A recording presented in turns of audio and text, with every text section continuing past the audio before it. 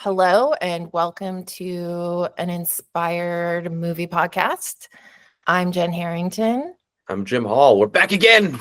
Back again. And we're going to talk about another movie list that did get quite a few comments. It wasn't as controversial as the movies I wouldn't watch out of spite. But people had thoughts. And yeah, I think it'd be fun to talk about, especially because, originally I wanted to do a list about weird movies I've seen on dates, but I thought that would be a little too exposing of the people who I was on the dates with. But I hear you might have some. I had one fun story I wanted to share, and it also is it ties in with your spite movie list, actually. Oh. Which is when I was in high school, I went on a movie date with my girlfriend at the time, but I think we'd only been dating for like 5 or 6 weeks or something like that. Maybe less, honestly, I don't know. To see Magnolia. And probably, I mean, it's a long movie. It's like 3 hours, which I don't think I realized that. But probably around hour 45, 2 hour mark, she sort of nudged me and was like, "Do you want to go?" And I was like, "No, not at all." So that should have been sign one that it wasn't going to work out. But yeah, that sounds like some incompatibility there. There was plenty of other movies that we liked a great deal and watched together a lot, but Magnolia was not one of them. Yeah. Afterwards, was she like, "What the hell is wrong with you?" Like, no, it wasn't bad. It was just she clearly just was not into that style of movie. Yeah. I very much was. That's really funny. But it was in the moment, it was like, I don't like this. Do you also not like this? Maybe we should just go. And I was like, I was loving it, like fully wrapped in. Like, wait, what are you talking about? Why would we leave? Yeah, that's it was really funny. It's crazy. But, I feel for that girl. I'm there with her in spirit. Yeah, she should have listened to you. Yeah, right. And I was a budding film bro at the time, so I was learning how to be a film bro in that moment. That was maybe your defining moment right there. Did you mansplain it afterwards? See, you just don't get it. I want to say probably, but I don't know. I don't remember anymore. All I remember is the nudge. That's really that's nudge. What stuck with me, because it's I hate to think it, but that was like 25 years ago. A while ago. Yeah. All right. Well, let's get into 10 movies I thought were the height of romance as a kid that were maybe problematic. Because I'm coming at this one with a little bit of a disadvantage, because this genre is not my wheelhouse, so to speak. But I've seen a good number of these. Okay. So I can weigh in a little bit more. Some I might be just kind of taking your word for it. Yeah. But I'm curious to hear your thoughts on it. Well, yeah, I'm very curious. Number one, I bet you haven't seen, which is Strictly Ballroom. I've not seen it, no. Yeah, that's a Baz Luhrmann movie, and I highly, highly, highly recommend it to anybody who is listening. It is so much fun. It was the first VHS tape I ever bought. Whoa. Big. And watched it about a gajillion times. And it was before, I kind of knew the wacky, wild direction of Baz Luhrmann and the wacky Australianness of it all. So is this like pre-Moulin Rouge? Yes, this is, okay. I don't know. I want to say it's his first film, but I don't think it is actually. But it's one of his very early films. It's like pre-Romeo and Juliet. Okay. And it's done in that like pseudo documentary style a little bit with interviews. And it's just really, it's kind of like Muriel's Wedding, where it's just really bold, out there, bizarre characters. And it's the love story is just so good. You're just really rooting for them. And like the only thing that it's interesting, and like it's something that like really occurred to me after I kind of went through this whole list, was like, I don't know, are movies, look, it's a very ugly duckling story. It's like, oh, she's this like ignored, unattractive woman, and then she finds her confidence and they fall in love, and she's transformed. Sure. And it's a very common trope. It's like, what are movies supposed to do? Are movies supposed to represent our ideals or reflect what's already happening in the world?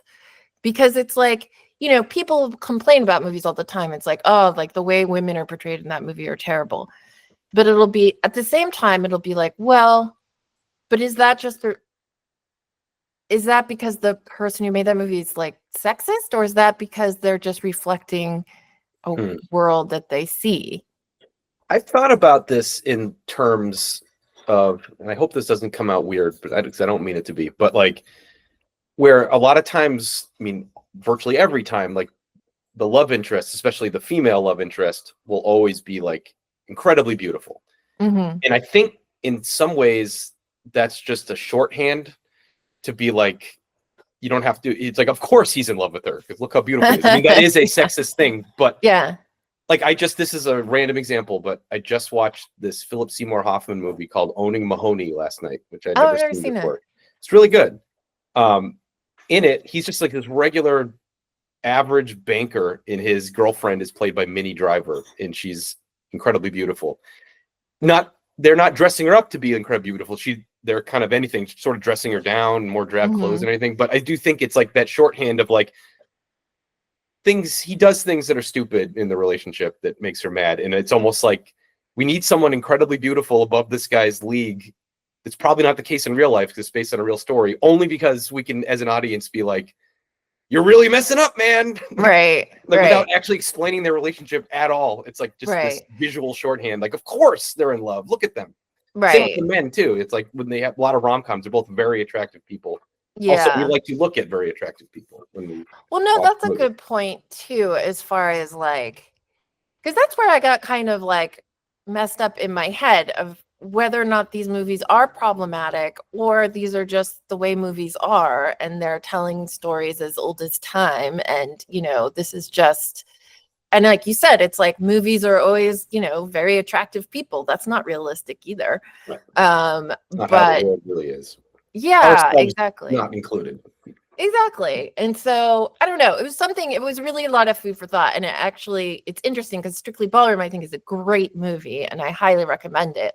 But it was interesting when I was like, oh, it's that same old idea of like the girl has to, be discovered and like lured out of her shell and then she becomes beautiful. And like, I don't know. I don't know if that makes it problematic or not.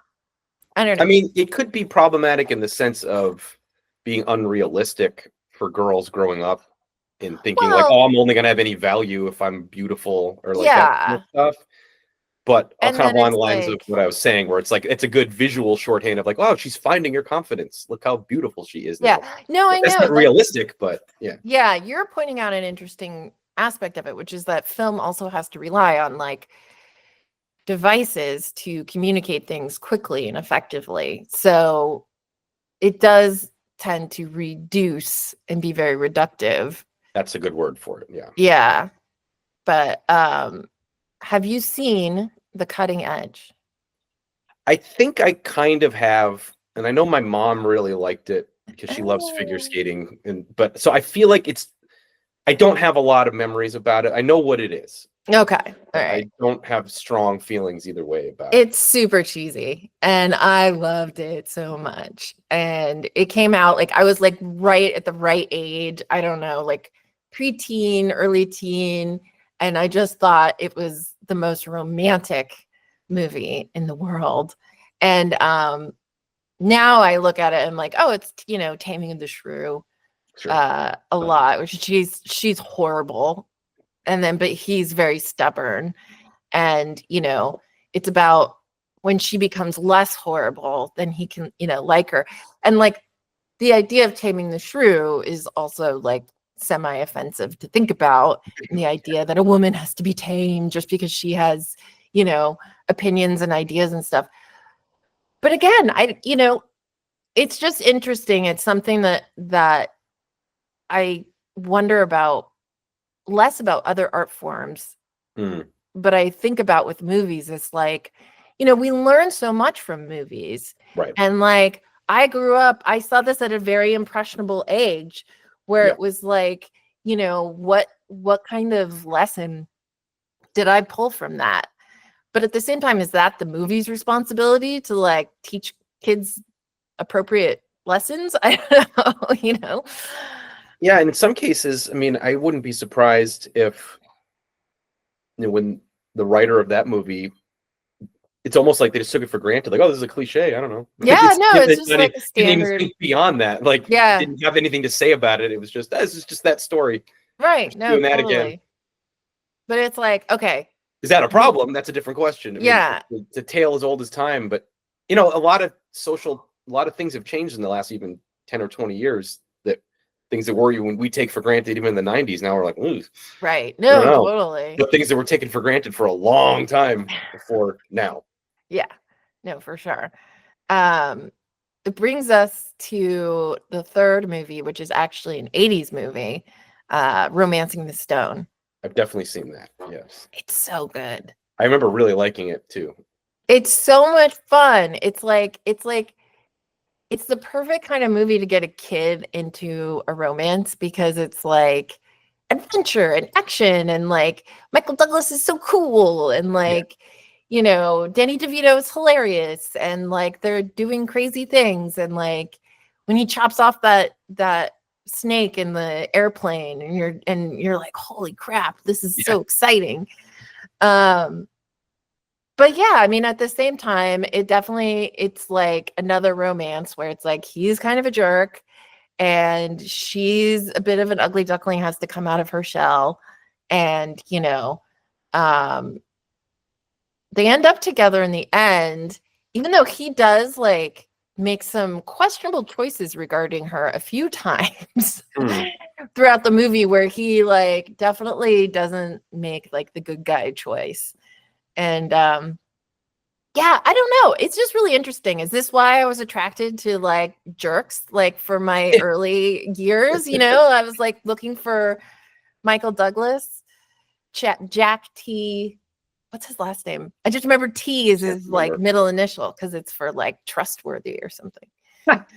It's been so Um, long. I can't remember. Yeah, I Sadly. loved that movie. But yeah, you just wonder, it's like because you do absorb this stuff, Oh yeah. and like it is like modeling things for you when you're younger. And again, it's like I don't know if that really should be movies should be held responsible for these things, but at the same time that is how a lot of people are learning how to be in relationships and learn how to like, you know, do this sort of stuff. And if it's teaching things that maybe aren't so great or healthy, I don't know. I feel like I had to undo a lot of Mm. programming. Yeah, I know what you mean. I feel the same way. Yeah. How about Pretty Woman? Yes. Classic. Okay. When Problem. did you how old were you when you saw it? Too young to even understand. I honestly, Yeah. I don't think I knew what she was doing. I just thought it was, you know what I mean? Just put it Like they were delicately. hanging out. Yeah, yeah, she's just a woman who's not as rich as him. And Yeah, yeah, that, you know, I think I understood. I saw it in the theater and I was definitely too young. I feel like I was maybe 6th grade or something. mm, And I understood the concept. Man, back in the like 80s, early 90s, I feel like sex work in general, like there were always like that was like a common character in a movie or a TV show would yeah. be like, like so I definitely Do you think it was un- more prevalent back then, or it was just a I trope? don't know, but Is it it was like like quicksand or like that kind of stuff? Or like, does this even exist? Is this like a thing that and people are it into? is like quicksand in a way, right? Because it's like, yeah, like You're not back then, saying prostitutes or sex workers didn't uh, exist in the 80s, of but it's just course, not but it in is your weird. everyday Like life. they were in so many, like I feel like I was very familiar with the concept. Like it was in lots of TV and movies and stories. And using like I mean back then we called them hookers. Sure. Yeah. And thought the whole thing was funny, and like, I don't know, it's just interesting to grow up with that idea of it. So yeah, when I saw the movie, I was like, what's the big deal? Is that then I might sound like an idiot for asking this. Was that movie Pretty Woman the genesis of the hooker with the heart of gold kind of thing, or was that Well, the first time I heard a phrase like that? yeah, I think that existed prior to this, Probably. but this was like the shining example Mm, of it. right. Because I think that's like, again, a story as old as time is like, you can go really far back into stories where they like, I think I compared it, yeah, to like My Fair Lady and Eliza Doolittle. I don't know if you've Sure. seen, where it's like, oh, let's just take this dirty little piece of, coal and shine it up into a diamond, you Right. know, and it's like they can't be a couple while she's still a sex worker at the beginning of the movie, but they can be a couple by the end of the movie where now she no longer wants to be a sex worker, Right. like, and Yes. then I hate how they try to, like, the end of that movie, the last line, it's almost like they know that they have told this like crappy story where it's like what does he do when the prince rescues the princess, and she says she rescues him right back, and it's like, happen in this movie. You're just like trying to like make it seem okay at the very end, but it's like, no, I mean, okay, maybe she like the idea that she got him to see his humanity a little bit, okay, maybe, but like he actually literally like pulled her out of like slum and with Right. Right. it's different. And I don't know, it's just again interesting of like the messages it sends to a kid as far as like, you know, this prince, like you could be in a horrible situation, but this guy might just drive up one day in a Lotus Right. Yeah. and change your life. You need this As guy to long come, as you're pretty enough, as long as you're pretty enough. Yeah. which is And is that's yeah. and it's very, and her looks are definitely a big feature of the whole thing as well. But I did love that song, The King of Wishful Thinking, and I did buy the single, It's a and great song. I was very into it at the time. I pitched once that could be. I don't have the ability to do this, but that would be a great song for like a very slow down, gritty country version with like some guy singing with a Oh, twang playing on an acoustic guitar. Like, I'm yeah. okay, I wish for thinking. Like it would be. I can picture it like slide guitar in No, the background. totally. I want to hear that. I want Maybe that to exist. you. Maybe you I need to just do it. maybe I don't have the. Well, I'm making a lot of excuses for myself. I could learn how to play in Yeah, that yeah. style. I think that's funny that you had that thought. I could actually now picture that. I mean, in my head, it's so cheesy and of the time, but I thought it was, as my little 10-year-old self, I thought it was deeply profound. It's a great song. Now we're coming to like a super classic that everybody loves, which is Princess Bride. Oh yes, fantastic. I've Yeah. been meaning to watch that recently because a friend of mine said his kids really liked it, and I know that the title alone will be a tough sell for my 9-year-old son, Hmm. but I have to Just convince him don't that tell them what no, it's called. it's Just don't. entertaining as hell, and you're gonna like Yeah. it. And it's some of the most memorable, badass stuff I've ever seen as a kid, especially. Well, yeah, just don't tell him the title. And then it starts with like, Fred Savage essentially being like the exact same, saying, I don't Yes, want to hear it. It's a kissing book. Being so obnoxious. You just it want to is like smack sus, that as kid. he would call it. It is sus. Yeah, and even though, I mean, look, it's a princess story, I can't even get too on it about being problematic because it's just so good. And yeah, I mean, she doesn't really have much agency. She doesn't really do anything for herself except threaten to kill herself at the end. It's like, well, I don't know if that's your only Yeah. option. But but still it's very much a fairy tale, and so I think that like I can let it go with that. I don't think I was modeling myself too much after Princess Bride. Yeah, it's separated enough that Yeah. I mean, even this is a rabbit hole we should not go down, but I'll bring up because I have to because it's in my nature.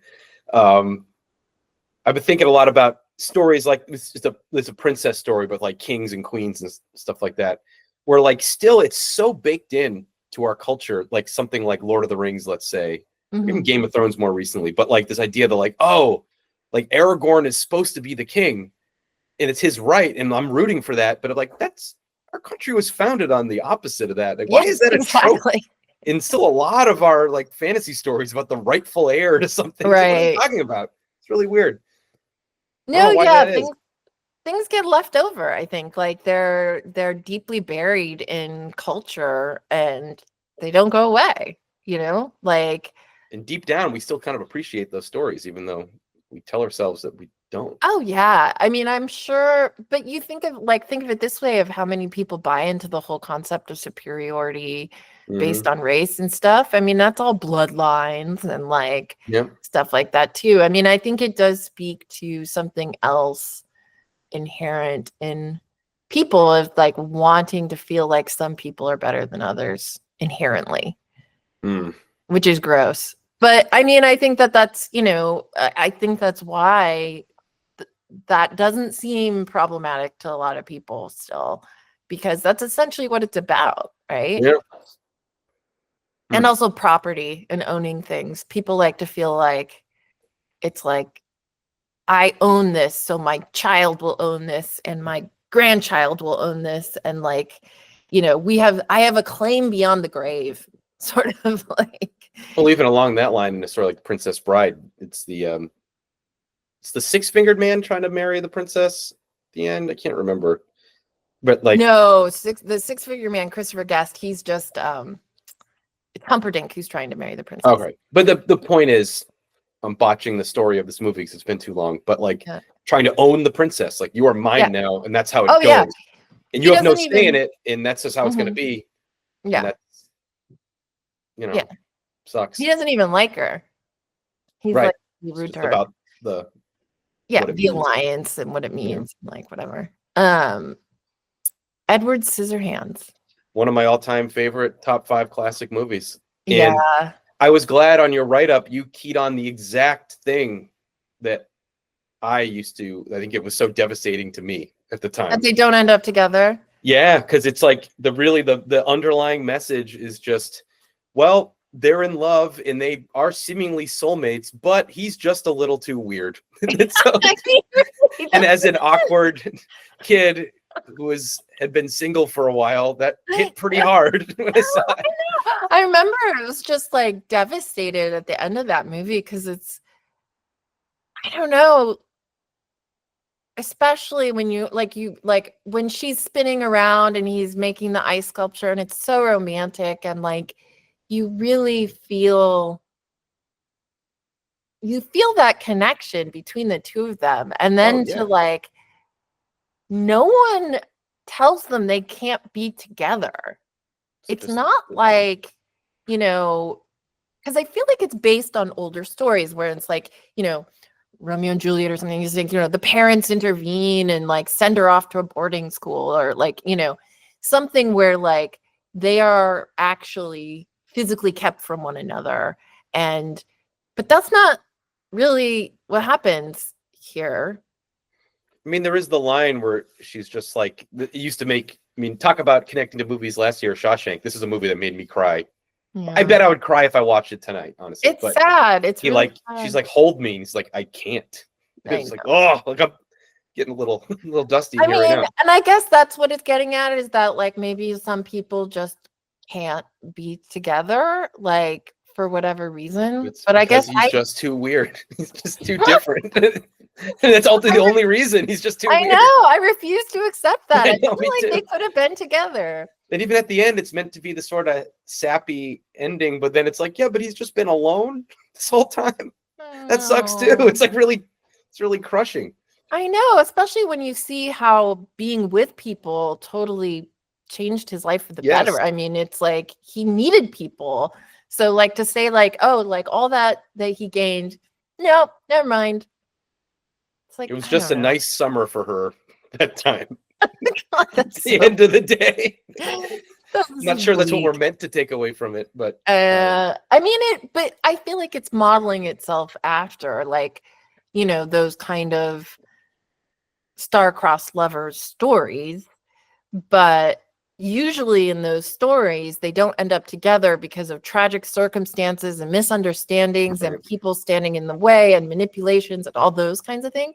Here it's like they just like agree to not give it a go.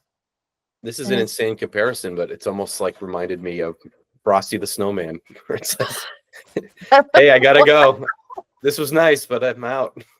oh my god. Remember me. You clearly have children. Yeah, well, we watched it recently. Yeah. Like, Not a romantic story, mind you. no, it's sad. It's But it sad. I is sad. remember It's a it made sad me very ending. sad Yeah. as a kid that In similar ways. It's just like, well, yeah. not meant for this world. Not, I can't be here.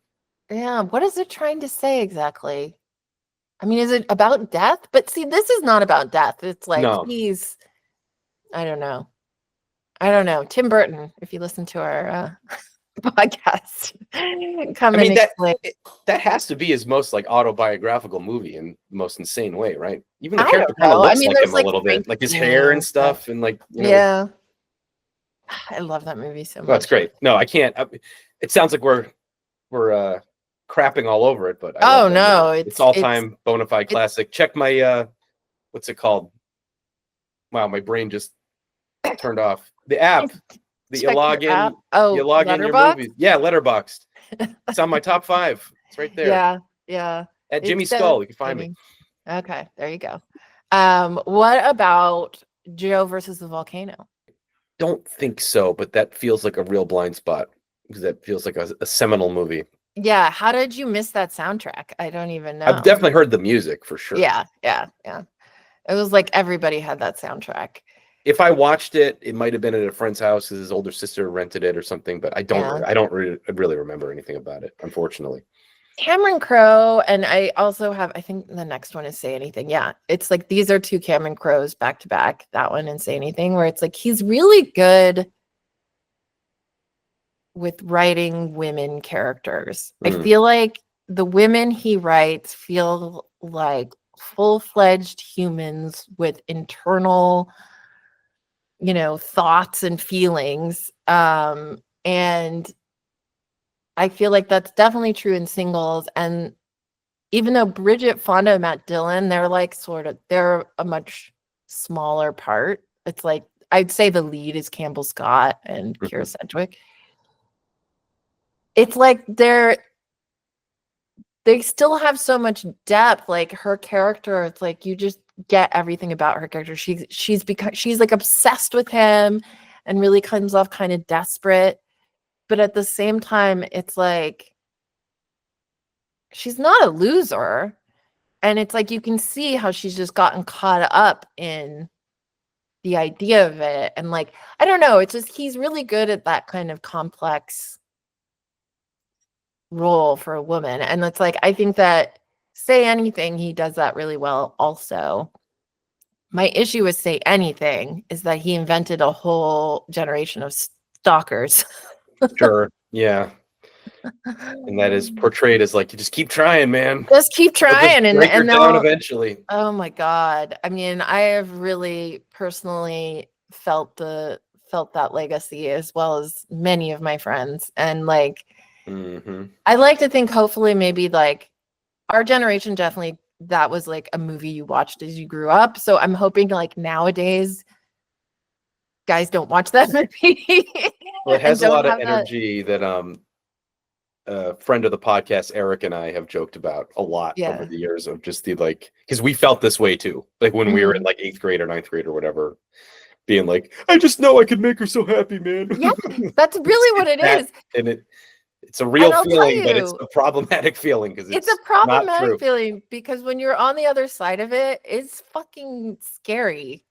It's creepy. It's weird. And you don't know what to do with it. And it's like you're put in like these very uncomfortable positions. And yeah, it's a bummer because in this movie, it's very romantic and he's awesome. And so everybody's like, yeah. Keep trying, man. Yeah, it's She just amazing. doesn't see it. She doesn't get it. Yeah, I know. Make her get it. And it's and you know, Lloyd Dobler is just so cool. And like, so it all comes off. And so it's also teaching. I thought that that was normal, right? So like for all those times that that happened to me growing up, I thought, well, this is just my cross to bear, you know. Yeah. I have to just deal with this because this is how this works.